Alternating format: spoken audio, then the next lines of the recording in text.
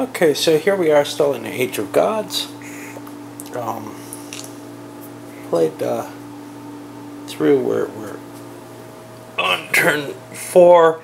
The, what is it called, Destiny phase is size 1 and 2 attacks at this point. So a number of them happened. The fairies made a resurgence back into human lands. Number of attacks on these dwarves to try to root them out. That didn't happen. Ogres came in and killed a goblin, dropped them back down to 1 to where they're maybe not in the game again. Incidentally, increasing the size of the ogres for somebody who's holding one of their cards and might want to gamble on them. And now I guess we move to the fortifications and then the combat stage. Starting over here, the question of course is, do you want to reveal things with your fortifications? The answer is probably yes. Do you want to spend them? The answer there is maybe yes. They last longer the earlier you put them out, and maybe have more of a chance of defending you for longer, but they may be key at the end of the game as well, and I'm not sure about that yet. Alright, let's see. So we saw a lot of fortification go down again. Let's see. Dwarves, they love fortifying, and they've got everything fortified. They've expanded to a large size. They have a defensive bonus. They feel pretty happy with where they are. Our next one is what? The High Elves. They saw no reason to. Their only points of contact are already fortified. They can always fortify this on another turn if they want to. They want to hold the counters and see how they're used. Humans expanded theirs. They've been feeling a little picked on. They want to make some higher defenses there. The Orcs fortified their goblin city, and the goblins responded by saying, "Oh, don't you love us?" Question was, who do you want to try to save with that? We saw it doesn't really work. So when I only had one race in one piece with the barbarians, I didn't use it. I wanted to expand first, but here I can't expand with both races easily. Try to protect one. Maybe it can grow off other cards or something outside the combat phase. Kind of weird because the barbarians are in the more cluttered, difficult to fight in situation with all these fortifications around them. There are still a couple of ways out, and we'll see what they can do there. And then last but not least, Chaos. They also feel a little threatened, and they built a fortification. That's why we have that big wall there. Now we go to the combat phase, and starting with the God of War. Combat phase, a little bit of repositioning. Dwarves, they advanced against the pirates all the way over here, expanding their little enclave on the coast.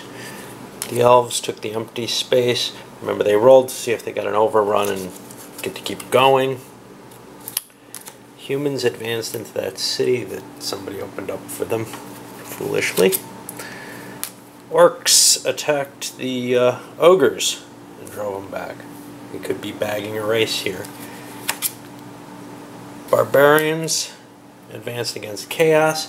Chaos tried to flee. They're trying to head back to the elves where they have an advantage. It's not a huge advantage, really. The elves have the +1s on everything anyway, so it was probably foolish, and they lost because they went up against the city instead of maybe concentrating on something weaker like the Amazons that they could have picked on. Alright, now we go to the action phase and get to play cards. Okay, so we have the card plays. The first one, the Dwarves played the Goblin Fertility. That gives an additional Goblin token here, but it also let the Dwarves do another attack, and they finished off the Pirates this way. So now the Pirates are flipped over as well, and they can still come back perhaps. Well, next player played the Pirates card, figuring, you know, might as well, actually no, I lied. The next player played his, one of his Destiny cards using his special ability with Trickery. Now he's Dwarves. Who was this? That's the dwarves. Yeah, I can't see. Oh, yeah. He was playing the High Elves. Sorry about that. And he used that to make an additional attack down here onto a 3-point race that's been assigned that he doesn't have. This might be a little different in less than 6 players. In 6 players, you know if you're attacking something you don't have, you're hurting someone, but you don't really know who. So you can't really target it. And let's say we're a 4-player game, because I saw this on another review where they were discussing it. You still do the same thing. You attack a race that you don't know about. You don't attack your own. And it's not really a big difference. It's just whether or not you're hurting someone you particularly want to hurt. At the very least, you're not hurting yourself, and you might be hitting someone else. So I don't think it's a big difference in the play. I don't think it's bad in 6 because of that, for example. Okay, so our next was the humans, and they played the Pirates card. And this is their 2nd time in a row they've been rolling on Divine Wrath. In this case, they got an Earthquake and knocked out, I don't remember whose, I think this Chaos Fortification that was here. After that, we had the Narcs. And they said, you know, I've got this same deal. I really want to live here. And they traded with the Elves. So now they have 3 cities, including the super fortified city. Of course, they brought the Elves into their midst. But they don't mind doing that because the Elves seemed convinced to attack their other race anyhow. So they said, well, maybe the Elves have the Centaurs. I don't know. Over to the Barbarians.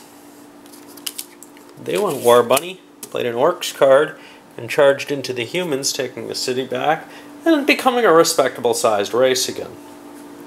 And now finally, this is Chaos. They played the Amazons card and said, you know, those Barbarians are getting a little out of hand.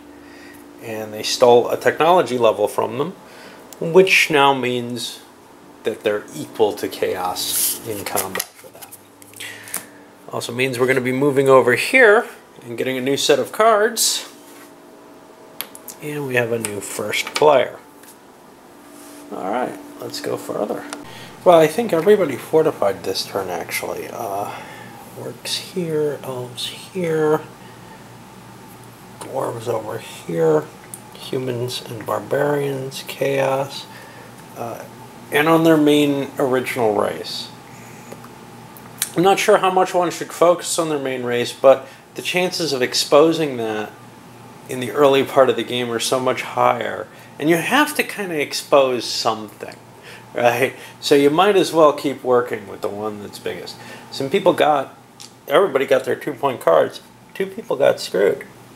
Pirates and Halflings are dead races right now. So 2 people are holding a card that's totally useless to them right now.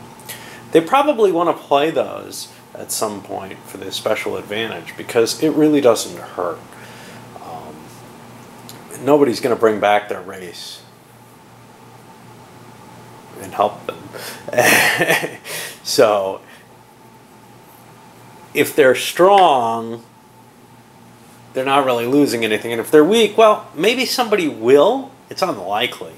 But maybe people will worry less about it. Of course, on the other hand, if they're strong and they play it, someone might worry about the Divine Wrath effect. You don't want to hold these cards, though, as part of your possible bidding hand. So, I don't know. Alright, we'll see. Well, that's the combat phase, so... These, the High Elves, what the hell did they do? I don't know what they did. They did something kind of pointless, I think, like moved the Wood Elves here. And I don't think they even wanted to. I think I was confused and thought they were the Dwarves because they don't have their card in their hand. They have it somewhere else. Tough shit for them, right? Our humans made an attack against the Dwarves. The Dwarves retook that on their turn. The Orcs finished the High Elves out of here. The Barbarians... I believe advanced against Chaos. Chaos itself made another attempt on the Centaur stronghold and failed. And then, well, we took care of the dwarves already. Now we're on the cards, and maybe I'll remember who I am, even though I don't have the card in my hand or face up or anything useful. Okay, so let's try to figure out everything that happened. First of all, for these High Elves, they played Barbarians and launched an attack and took this back from the Orcs. This is Barbarian Frenzy, gives them, they succeed on a 3 or higher, there are no modifiers, they lose a piece if they roll a 1. Well, they succeeded in doing this. It's a fought over space this turn. Next player played Giants, got a roll, destroyed a fortification, I think it was the Dwarven one. Barbarians played again, revealing this, whatever these are. Oh shit, I forgot there was an empty space. The Voracious. They made an attack here. It failed on a 1, so they lost a piece. Next one. Played Pirates, made a roll, got an Earthquake, destroyed a Chaos fortification. Ogre was played to increase Chaos's strength. And then finally, last guy played Holy War. He reveals that he's using the Centaurs essentially by making this attack. Holy War canceled out the Dwarven Fortress. He only needed a 4 or better. He got in. So that was attacked 3 times this round. That's the end of the action phase. We move it forward, and we're down to a size 1 revolt now. Only the tiniest of races can attack, and a number of them have been wiped out. We see we got 2, the Sorcerers and the Giants have been eliminated already. So there's only 4 of them who can even do anything. People are pretty much trying to play close to the vest with most of their races. So for those level 2 races, all that was revealed was these and these things. And nobody's gone down below the level, the size 3, level 2, whatever you want to call it. Alright, I'm going to wrap this one and send it up too, because it's at about the right length.